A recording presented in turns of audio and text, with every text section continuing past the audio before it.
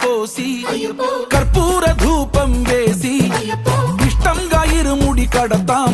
నువ్వు ఎత్తుకుంటే చాలు ఎన్ని పూనకాలు కంఠమెత్తి పాడుకోగా కన్యస్వామి కదిలిరాగా